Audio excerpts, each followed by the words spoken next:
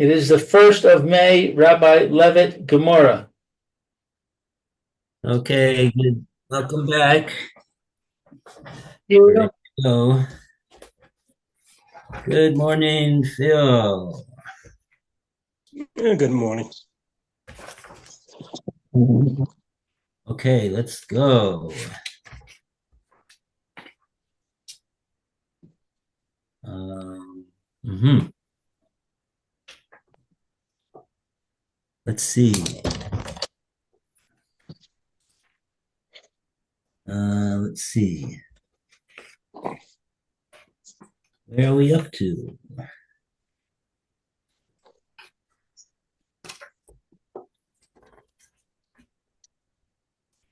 Amar Ravasi, Amar Rabbi Yochanan, Amotzi Shtar Chol B'Shuk, Kasabo Henpek. Is that what we got? I think we did Reb Zvid. We did Reb Svid. Yeah, up to the next case to Rabbi Bar Bachan. Yeah, I think that's what we're up to, Rabbi Bar Chana.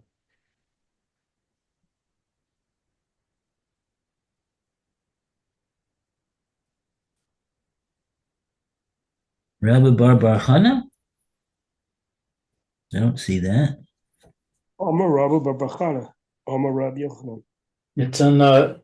It's on Yud Zion Amid Aleph, and it's Yeah, I see. Oh, I'm on the wrong page. Okay, that's why I don't see it. Okay, very good. Yeah. Yeah, you're right. Got it? Okay, good. So let's go from there.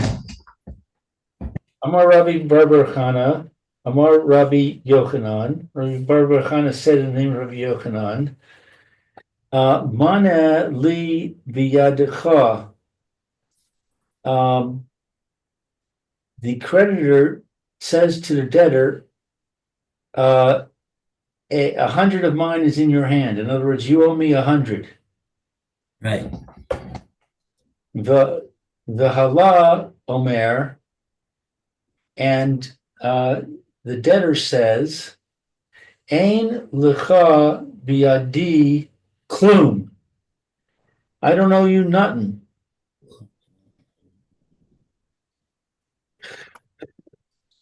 V'ha'edim me'idin oso sheyesh lo. And witnesses testify against the debtor that he does owe the creditor. V'chazar v'amar parati. And the debtor responds and says, I paid it.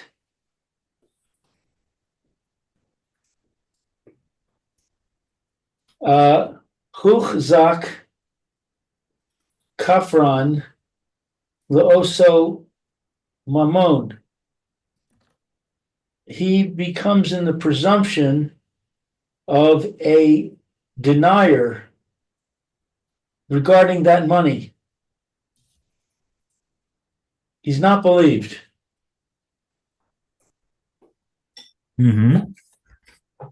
He's quickly changing his story from I don't owe you anything to I paid you already. So now he has to have, why did he pay it off without with aiding?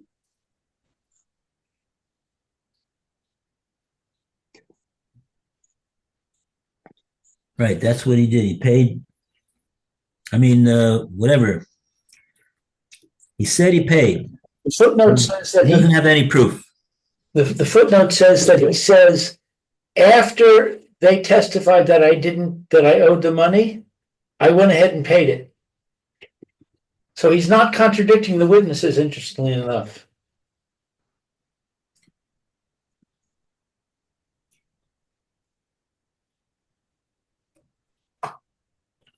Okay. Let's see, do we have any Rashi over here? Hmm.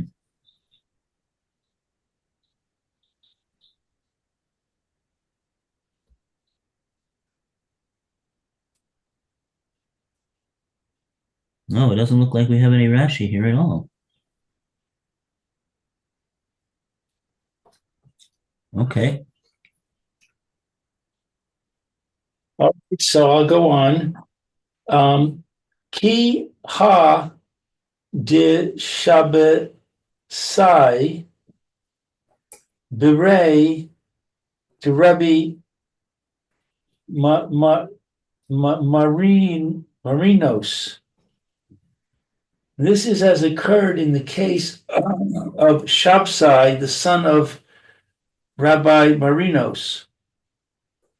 Kasav la l'chei lasei itztala de milsa bivsubasa.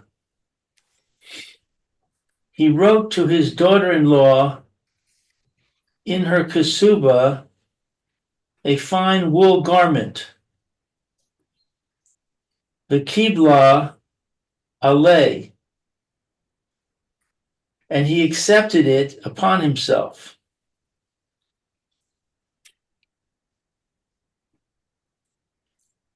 Ir kas kesuvasa.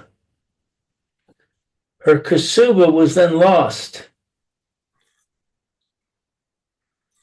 Amar lahu lo hayu divarim meolam. He told the court, these things never occurred. In other words, he denied that he ever agreed to give her this garment, this nice garment. Asu sahadei v'amrei. Witnesses came and said, Ein kasav la. I'm sorry, in kasav la. Yes, he did write to her.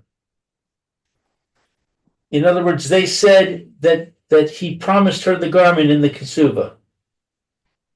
L'sof amar lahu parei tiha. In the end, he told the court, I already gave her the garment.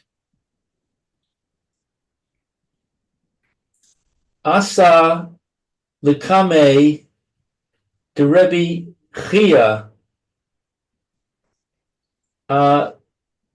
He came before Reb Chia, that is, Shabsai came before Reb Chia. Amar lei. Reb Chia said to Shabsai, Huch zakta kafran leosa ittala. You are presumed to be a denier in reference to this garment. In other words, you are not believed. When you say that you paid her, when you say that you gave her the garment, we don't believe you. You're a liar.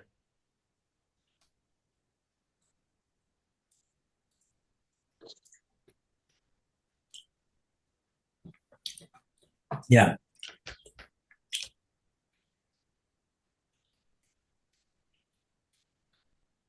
Okay, we have a couple very, very short Rashis.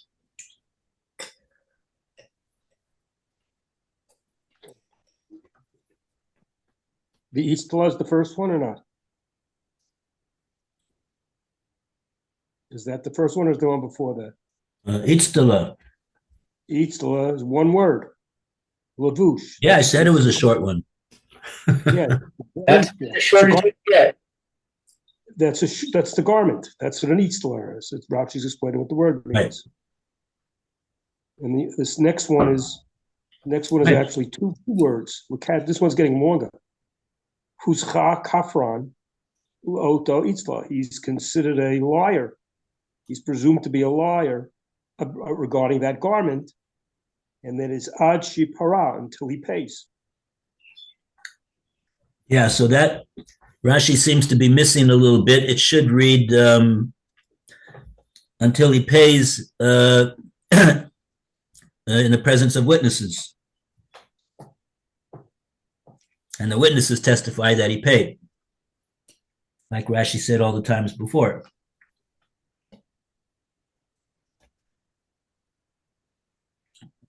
Okay.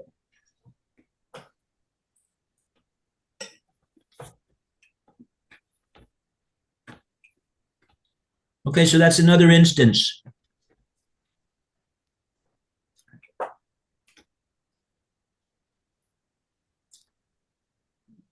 of how somebody is huksa kafran, and then we don't accept his word.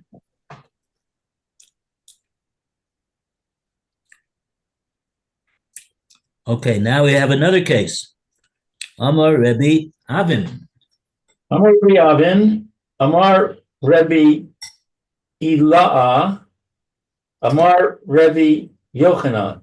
Rebbe Avin said in the name of Rabbi Ila'a, who said in the name of Rabbi Yochanan, Haya chayav lacha vero shavua.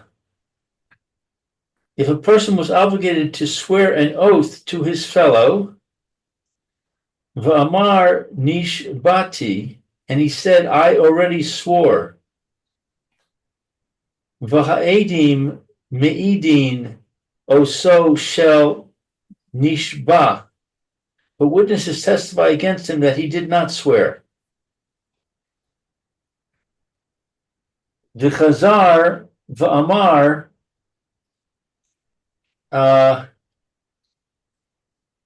nishvat nishpati chuchzak kafran leosa shavua.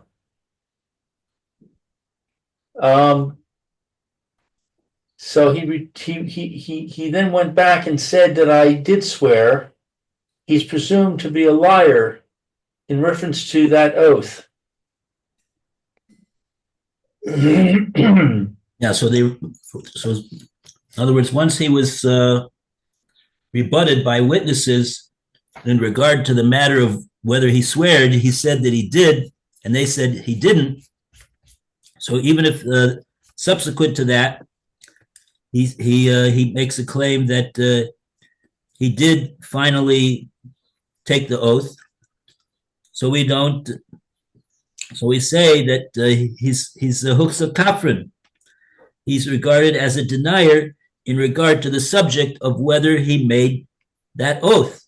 So here we see the principle of huksa kafran being applied not only in the case of the payment of an obligation that the Beis Din had decreed upon someone, but we see that it also applies in the case where somebody became obligated to take an oath. So then the issue is, did he end up ever taking the oath or not? So we're saying that also the principle of huksa kafran will apply over there too. We won't accept his claim that he took an oath unless he's got witnesses. Now there's a further thing about the students. I read that, or do you want to read Rashi first? Let's see Rashi first. Read the Rashi on the Shua. Let's see where I left off. Huza kafran la'oto shua. He's considered a liar regarding that shua. Lomar, to say nishpati, that I've already swore ad shi para bifnenu, until he paid them in front of them. So in a sense, he sort of needs the witnesses to even pay the shvua. He can't just say I paid. I swore I paid. He has to really, it has to be proved. So that's the first case of shvua. Now we got a second case of shvua. So we go weiter in the Gemora, Mistavra Milsa. Or even before that, Amru Kamei de Rebbe Avo. Yeah. Amru Kamei de Rebbe Avahu. So it says the students related this to Rebbe Avahu. Amar Lahu, he told them, Mis Tabra Milsa de Rabbi Avin. Rabbi Avin has made a logical ruling. Shenis Chayav Shavua Beves Din. The defendant was obligated by the court to swear an oath. Aval Chiyav Atzmo Shavua. But if he obligated himself in an oath, Ne'emar, he is believed. He is believed to claim that he swore. Let me read that again. Students related this to Rabbi Abahu. It's logical. Where the defendant was obligated by the court to swear an oath.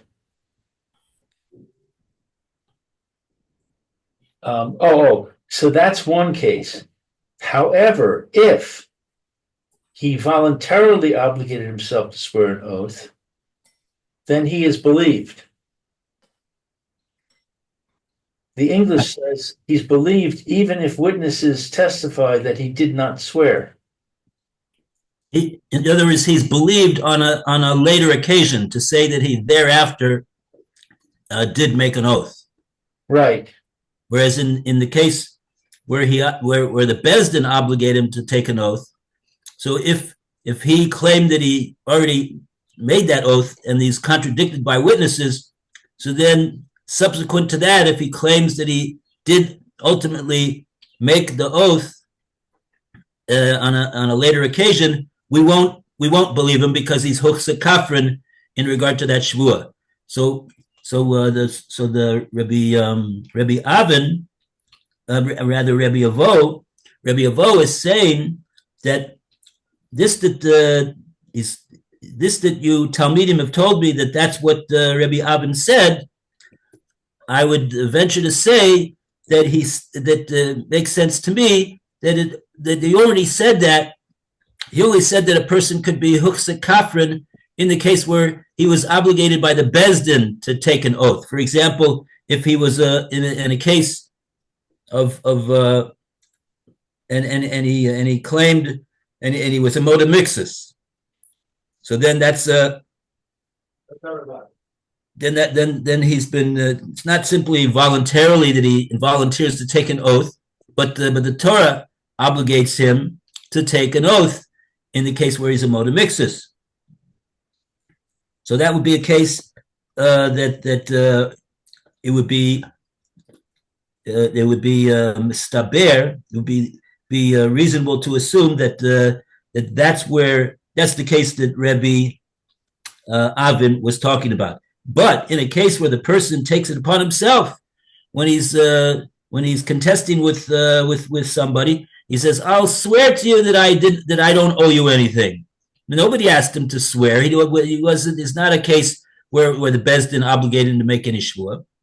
So in that case, that we don't say that even if Eidim come and contradict him when he claims thereafter that he did make the shvua, if he subsequent to that says he made a shvua, he's going to be neman. Now we didn't read what the reason is why. He's neman ovid inish the mikre va'amar. What's that mean?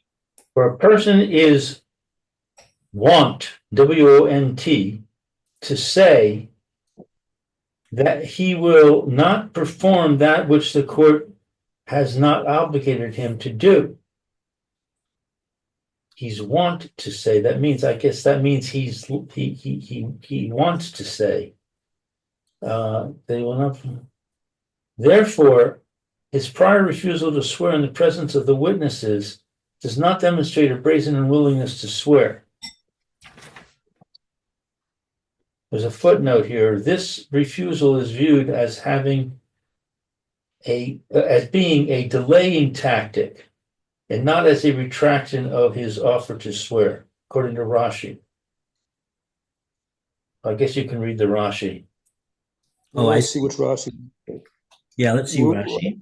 We're up to the Kichi Chayiv Shua based in when Beit Din requires Chayivs him to make a Shua.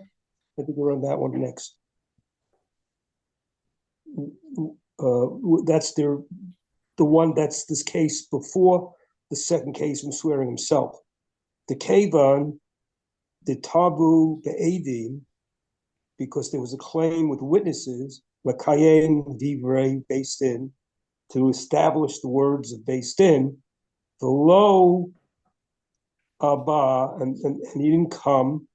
Einu Neman Lomar, he's not believed to say, Od Kiyamti Achreke, that I established that after that. So this is a case not in that when based in Chayism about Chayav Atzmo B'Shua, but if he makes himself Chayav B'Shua on his own voluntarily, Sha'amal to you. The Tavo, the Eidim, and our claim with witnesses, the Lo Abba, and he will not come, the Amar Kach Amar. So I said, Nishpati, I saw God, that it was in front of witnesses that this occurred. And there's still another Rashi at the end, the final one, the Avid Inish, you were saying the one to say, that he came, the Mikre V'Amar, that he wanted. Now he's saying that, the person is saying it in front of people. Lo say ma, I will not do ma shelo chayavnu, which you make me chayav. They did makes me chayav. El rather ani ba'atzmi, myself I will. The ains into this ain there's this sarvanu, the charata, and this is not refusal and regrets. El rather dechia ba'alma. It's just a stalling tactic. A stalling tactic. A stalling tactic. That's the word I'm trying to say. When you say it's dechia, he's trying to push off the matter. Or he'll have to do it. He'll agree, but maybe I just want to slow things process down a little.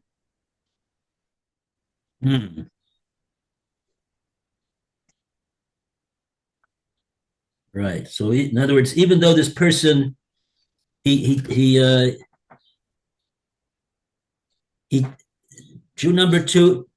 number one confronted Jew number two, pay up what you owe me, and so he said he's going to take a shvua. Jew number two says that he doesn't owe him what the Jew number one claims that he owes him. So the Bezdin didn't obligate him to take that shvua. So so in that case, if after that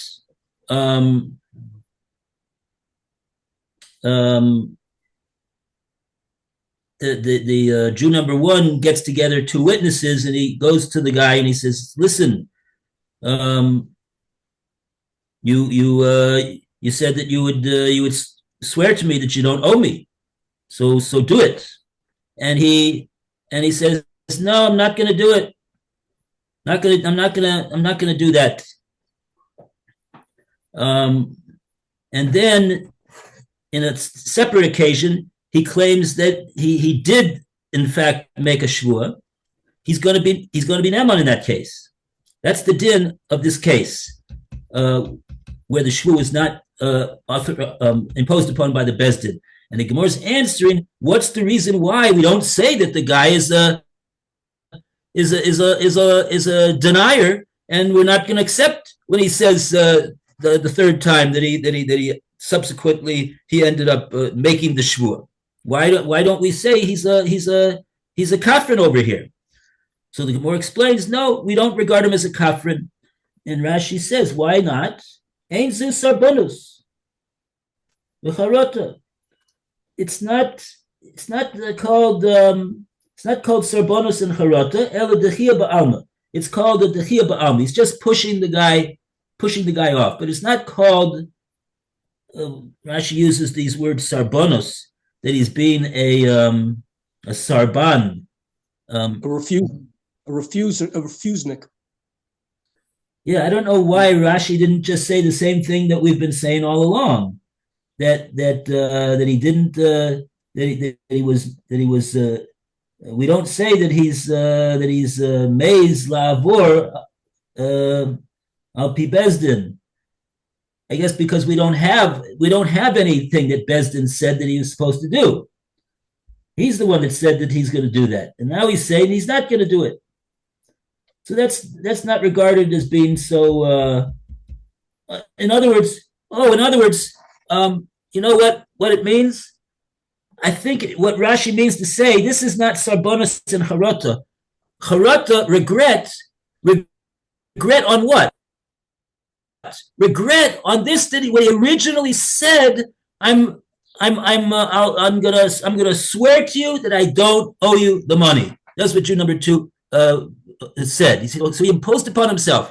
So now, when Jew number 1 says, "Okay, here we are in front of the witnesses. So now let's hear your shvuah that you don't owe me any money. Let's hear it." The guy says, "No, I'm not going to do it."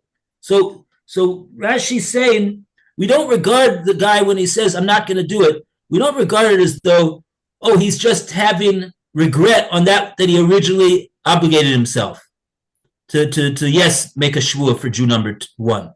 So what do we regard that what was he saying when he originally said, I'm going to swear to you that I don't owe you the money?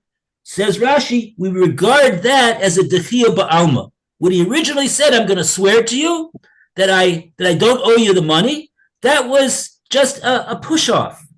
That was just, listen, let me keep walking down the street and don't bother me, right? He wasn't really obligating himself to do so, and therefore we don't regard it right now when he refuses as a regret on what he obligated himself to do. It was just his way of saying, just get out of here and leave me alone and let me keep walking down the street. Okay.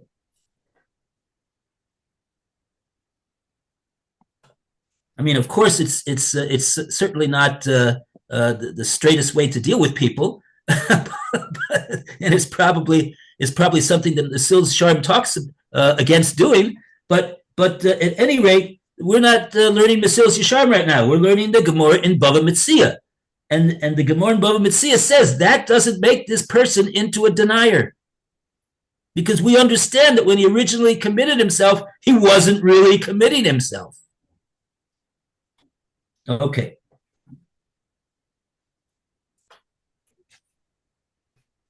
And now, we have any time? You can get 3 minutes. 3 minutes, okay. We could have a 3-minute learning session here. So that's the end of that. Hadrua kameder of Avin. The students returned the matter to Rav Avin. Amar le, he told them, Ana nami beves din amre. I also said this ruling only where the court obligated the defendant to swear.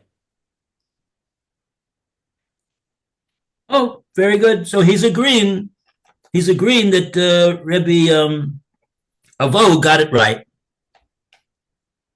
Remember, Rebbe Avo said the Talmidim came to Rabbi Avo and said, "This is what Rabbi Abin said." So Rabbi Avo said, he only meant in the case of where he's Bezdin, where it was imposed the Shavua was a Bezdin imposed Shavua. Not that he just of his own accord volunteered to take a Shavua against the claimant. So so he's in agreement with what the way Rebbe Avo understood what he said. I don't think there'll be any Rashi on that. No, there's no Rashi on that. Okay. Thank you, Rabbi. Very good. Take care. Be well. Tomorrow's Amen. Thursday. All the best. Bracha batzlacha, basuras toivos, yeshuos. Thursday already. Shabbat shalom. Can't believe it. Week flew by. Have a good Yeah, the week flew by. Okay. Have a good Shabbos, Phil. Take care. See you Yom Thanks. Rishon Bezrat Hashem. Yeah. Hey, all the best, Lou. Okay, Rabbi, thank you. You too. Amen. So we'll be here tomorrow morning. Tomorrow morning at 10:15. Yeah. Yeah. 11:15. 11. Yeah. Okay.